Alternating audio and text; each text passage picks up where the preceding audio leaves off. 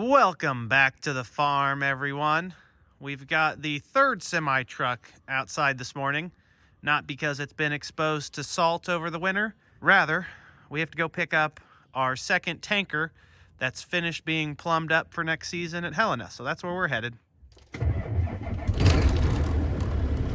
This rig was my everyday driver for the last 7-8 years until we added the newer International to the farm. Moved this into backup duty because both are cleaned up, hooked up to grain trailers and in the shed. We're going to take this to go get the tanker to get it off of someone else's property and park it with our own junk. I haven't been over to the main farm yet this morning. I do think Colton from Makey Ag Repair has already started working on the Hagee, getting some boom parts fixed, a few other small things he noticed in his winter inspection back in November or December. He should have that done today. It's a beautiful day already, first thing this morning. Let's get to work. Keeping an eye on this chicken. She may try to run under the tires right when I get going.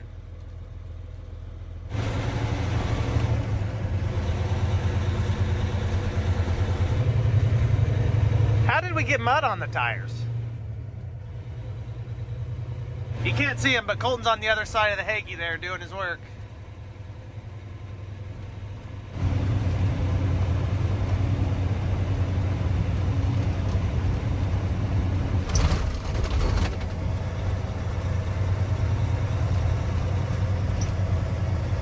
We're hooked up to her. Everything looks good to go. I'll give you a walk around when we get home.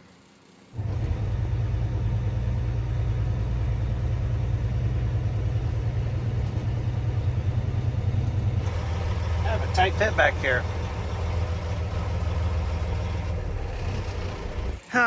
Of course that's mud right there. I guess it's gonna be muddy when we get it out.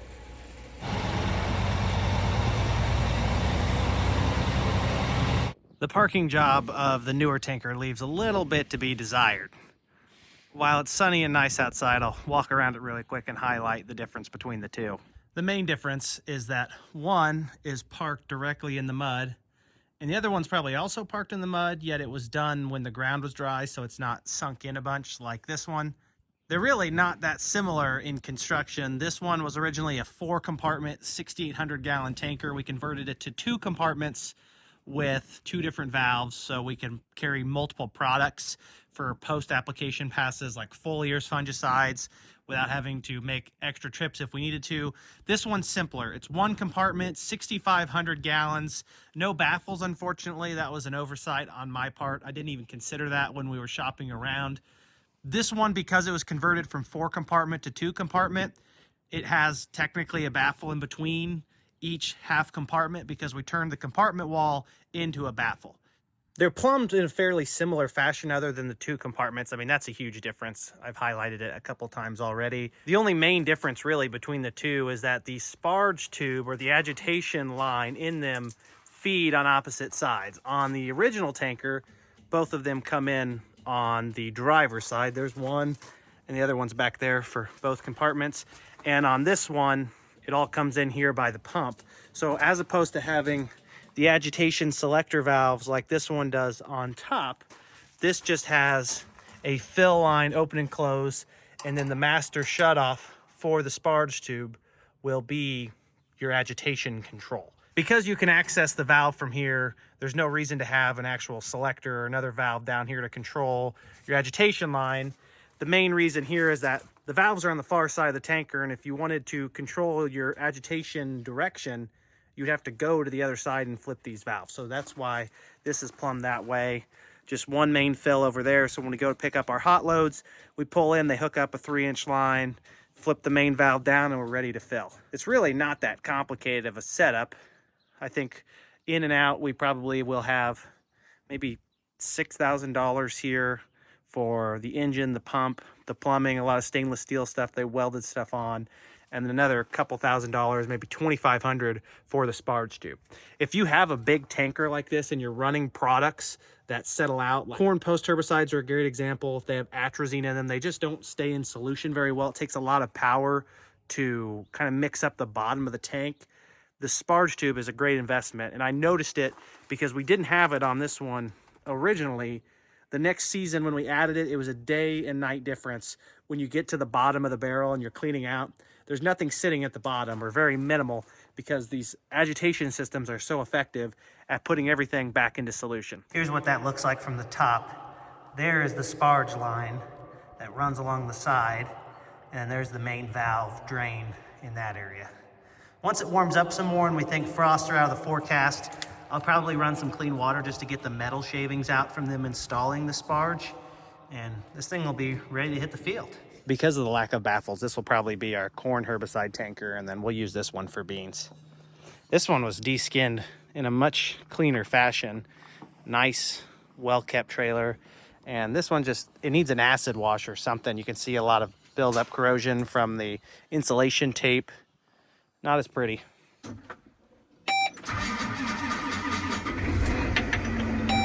We're starting to dream about spraying a little bit. Planning right now on switching around tractors. This will go on a field cultivator, so we need to get it off of the vertical till. So we're going to kind of back the vertical till into a corner over here, unhook it somewhat out of the way so we can access the planters, and then make a little switcheroo.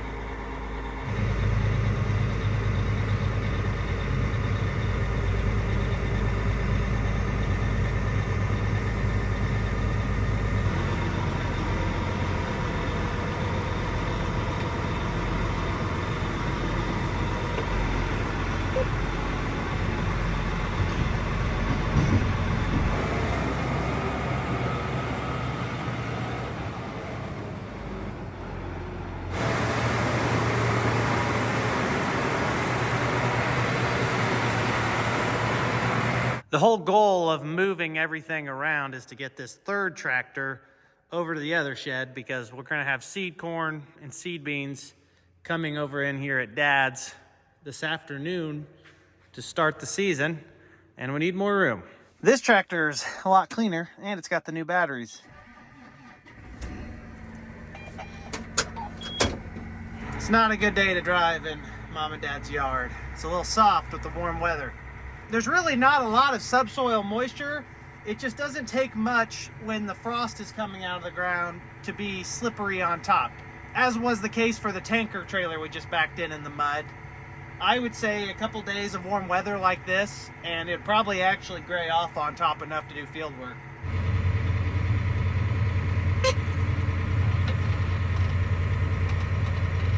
I think what we're experiencing today is an early case of the good old spring fever. It is still February, so it's not exactly here yet. My intentions are to plant beans as early as possible, barring replant insurance dates and guidelines. So I may not be able to go next week if it's dry. With what I've seen last season, if you get an opportunity to plant beans early, especially if you can get some kind of additional supplemental insurance to give you replant protection, it is almost 100% win guarantee. You either plant the beans, maximize yield potential by getting them in the ground early, and if you have the insurance coverage, typically whatever coverage you can get is cheaper than what you stand to lose by having to replant. So if you can buy a $70 an acre replant policy, we can run the 8R370, the DB60, and put soybeans out there, especially with free replant from seed companies, at a much more discounted cost than what our insurance provides. So either way, it's going to be a win-win. If we get the opportunity, my plan is to run. We're just not quite ready to run yet, and it's too early anyways. Colton's been out here all morning working on the Hagee. I'm going to go spy on him a little bit, see what he's getting done. I'm sure it's a lot, and a lot more than I could get done with the same amount of time and manpower.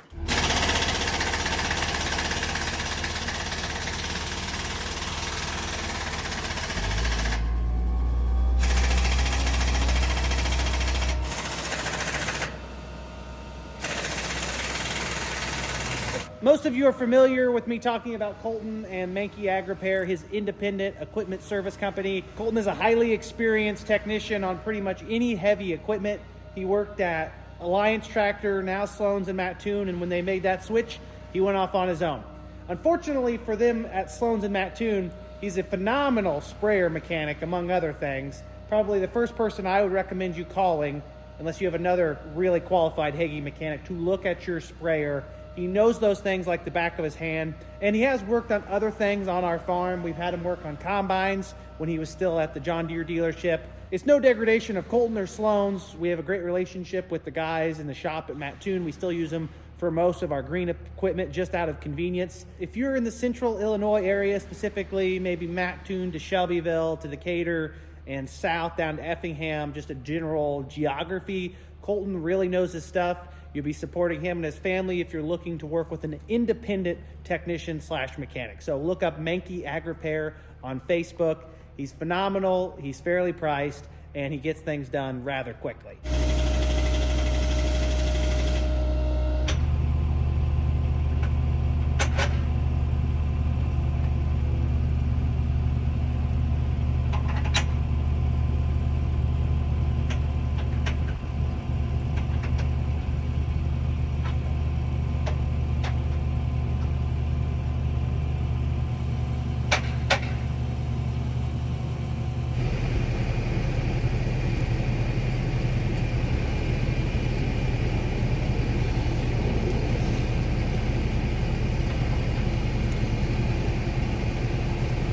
There are those eye bolts, $360 a piece that Colton just replaced. If you look at the top of the threads here, there's a crack in them.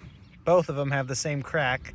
He said he usually recommends guys take these to the welding shop and have them beefed up and put in the storage cabinet for later to save you money next time. We got 2 new ones put on. These are both on the same side. Colton said most of the Hagies he's worked on this year alone have either have one of these cracked or he's already replaced them so they can't crack, because the newer ones are heavier built and they ought to be for $360 a piece.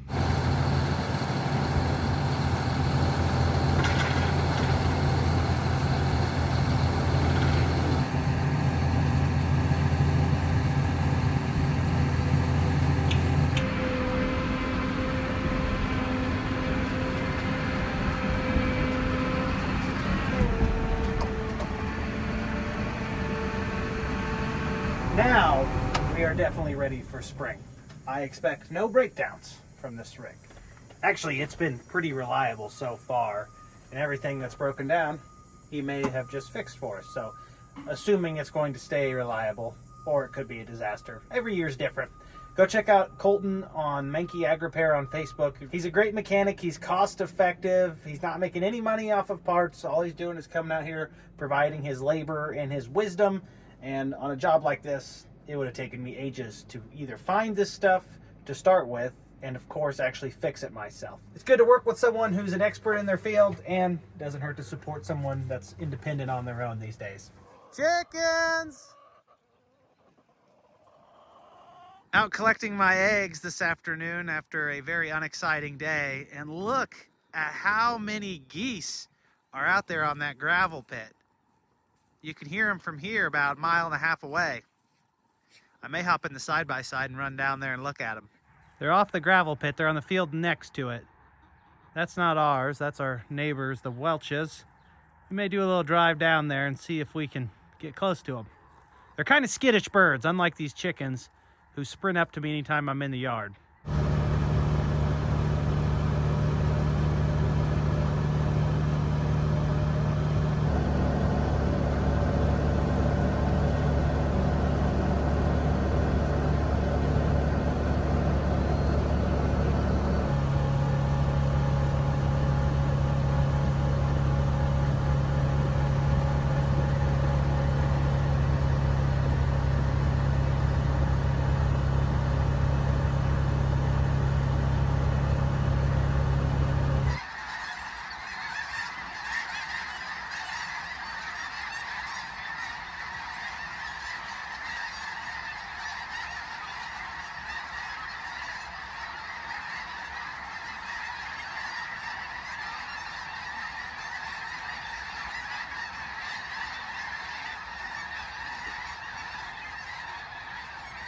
I had planned on keeping up with the theme of servicing the sprayer and going ahead and changing the oil, changing the hub oil, changing the air filters, changing the hydraulic oil filters. Yet it just isn't quite windy enough today to do that despite the red flag warning.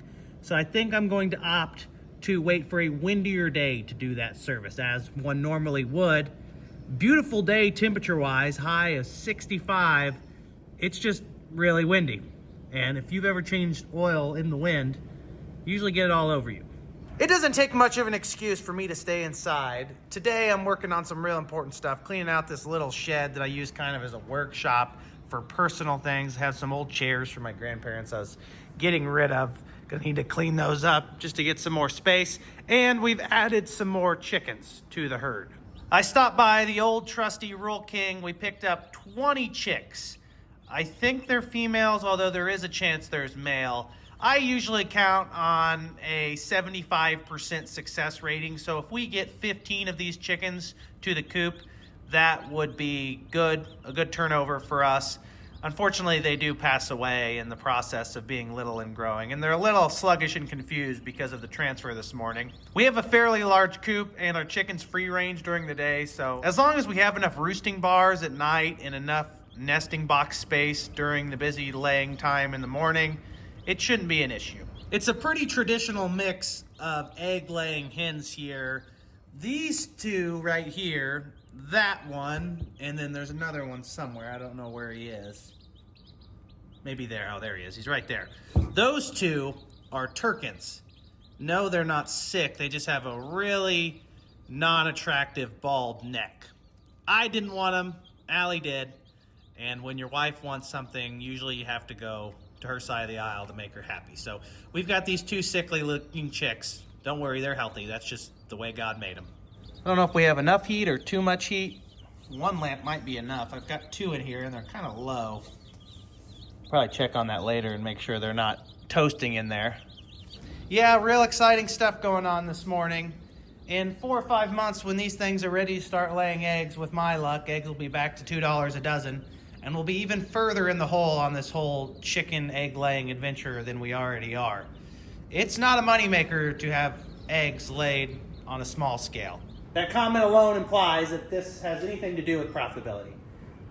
Building a chicken coop, buying hens, feeding them, unless you're doing it on a commercial scale, is not profitable. It's more of a pet that produces something useful. These eyelets off my Hagee that I'm gonna have reinforced by a professional welder reminded me of this shroud off of our vertical till that I found or picked up. Jeff found it when he was running the 2660 VT last fall. We need to replace this whole bracket right here. Not the rubber part, just the bracket. This is basically a dirt backstop. So on the front disc gang, as it's cutting, it throws a lot of dirt up against this. This keeps it from throwing it too far and ridging outside of where your next pass will be. We've ran without it last fall. It wasn't a big deal, yet it's one of those things that is part of a perfectly functioning 2660. So I was looking into routes of what we should do to amend this. I'm not exactly worried about it right now because this is a fall tool. We may use it a little bit in the spring, although not very much. It just came to my mind again after remembering that these need to go to the welding shop. I priced replacing this piece right here. It's maybe, I don't know, 20 pounds of metal. A little bit of an angle iron type piece here on the end where it fastens to the actual scraper bar behind the disc. Can any of you guess how much this piece alone is? Other than being a small run product and obviously a little bit more specialized just to fit this shroud on it, guess what the price of this is? I bet you one of you will get it right. You don't have to comment, but just in your mind right now, guess what you think the price is. And here you have it. Part number KK56207 at John Deere. A cheap $715 for this. And that's all that's missing right here is this little part here that's broken off, which theoretically should still be attached to the vertical till. We're going to either sometime this spring, sometime this summer, get the vertical till out, get this broken piece off, and take this to the welding shop. Heck, they'll do $30 of welding to it and have it built better than it was from the factory and not cost $715 for the replacement. Talk about highway robbery on a specialized part. To be fair, each one of these pins was $360, so they weren't cheap either. That's why I'm having them re-welded to become backups. A question I've gotten a lot since I filmed some of the last videos on my new iPhone 16 is what camera I normally use. This is a Sony a7S III with a 16 by 35 G Master lens. Phenomenal, almost cinema grade camera, and it makes me look way better than I actually do in real life. The only downside is that this is a big, bulky, heavy camera, really unnecessary and overcomplicated for everyday videos. If you're wanting to film something in your life on your farm, an iPhone, an Android, even a GoPro, they're much more cost-effective and convenient options than carrying this thing around. Especially looking at this camera and seeing how dinged up it is.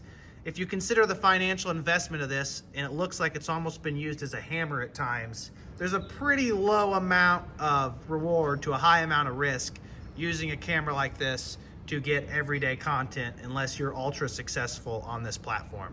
And I'm by no means ultra successful.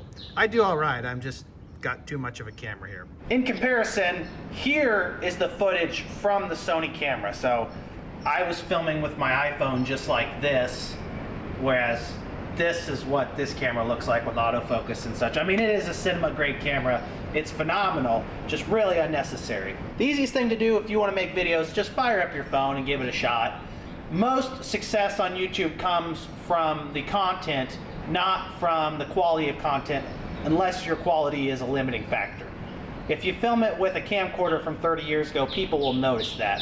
However, they're not really going to notice if you use an iPhone or something, as long as your audio quality is all right. As I already mentioned, I just have this camera because it makes me look way better. That's how I got my wife. It's all smoke and mirrors. Here's the chickens from the big camera. I also have to run a lot of times in manual focus unless I'm recording myself, because the autofocus will go crazy trying to find out what specifically to focus on. It's just another layer of complexity with some of these cameras that just make them not worth it unless you're really committed to having superb content. If you're interested in ultra high quality farm-based content, Hayden on Harvest has probably some of the best stuff I've seen. He's got an even nicer camera than I do. He's really big into the cinematography and produces just some fantastic stuff. So go check him out. When I first started this channel, I was actually really big into some of that cinematography. It just got complicated to catch everyday things and vlog and maintain that high level of footage quality and editing day in and day out and try and rapidly produce videos. So I kind of decommitted from that grade of video production and just try to get videos out occasionally that either inform you or put you to sleep.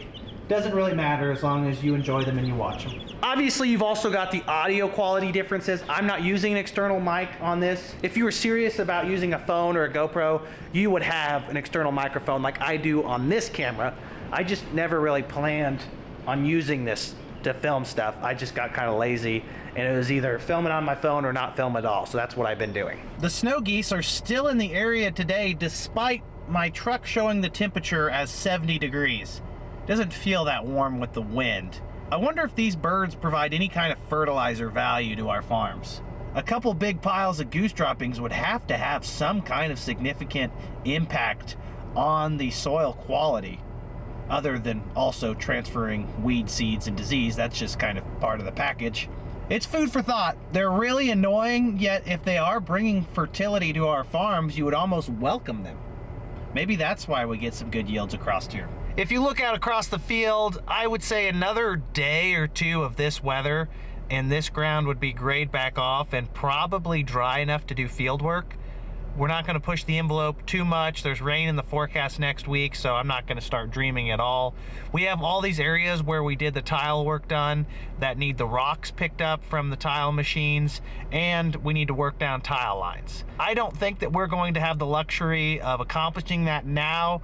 It would be nice to get the tile projects smoothed back over. That way, come late March or early April, when we work them for planting, we don't have to work them a bunch extra because they've already been powdered down. After what I've seen on our farm, I'm not going to be soft-spoken that I think planting soybeans in March is a great opportunity. The risk factor you have to weigh is your insurance, plant dates, whether you want replant coverage. You could gamble and go earlier so long as that is legal within your revenue protection policies. I would like to try that this year. If we get a farm or two in mid-March that's dry enough, go ahead and plant some beans. Why not? Our early planted beans last year were our best beans in the area, barring some fields out of the area that caught some rains. I think that getting beans planted is the key to success, and what happens after that, is just luck. At what ambient temperature do these geese migrate back north? I would think they'd be heading to somewhere cooler. It's warm today. That's way above my pay grade. I can hardly figure out how to successfully grow corn and soybeans, let alone be a zoologist and determine the migration patterns of geese. I'm going to take off for the day. It's a beautiful day. I hope everything's great on your farms and in your life. I hope to see you in the next one. Have a good one. Peace!